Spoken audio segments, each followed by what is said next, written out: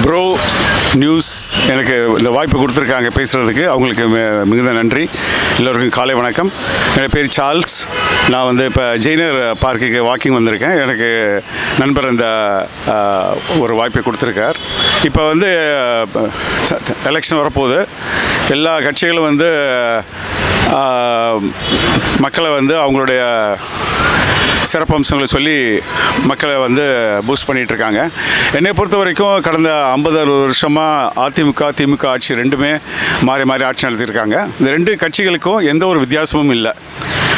ரெண்டு கட்சிகளையும் நல்லது நடந்திருக்கு, கெட்டது நடந்திருக்கு. ரெண்டு கட்சிகள்லேயும் விலைவாசி ஏறி இருக்குது, நீட் அளிக்க முடியல, குற்றங்கள் நடந்திருக்கு. அதே சமயம் நல்ல விஷயங்கள் நடந்திருக்கு. அதனால் என்னை பொறுத்த வரைக்கும் இந்த ரெண்டு கட்சிகள் எதுக்கு வேணால் ஓட்டு போடலாம். அது ஒரு வித்தியாசம் ஒன்றும் இல்லை. சின்ன கட்சிகளுக்கு ஓட்டு போடுறதுனால பிரயோஜனம் இல்லை. ஏன்னா அவங்க அந்த கட்சிகள் ஆட்சிக்கு வர முடியாது. ஸோ அதனால் என்ன நம்ம இந்த கடந்த காலத்தில் யார் நல்லது செஞ்சாங்கன்னு பார்த்துட்டு அவங்களுக்கு இந்த ஓட்டு போடுறது என்னை பொறுத்தவரைக்கும் என்னுடைய ஒப்பீனியன் அதுதான்.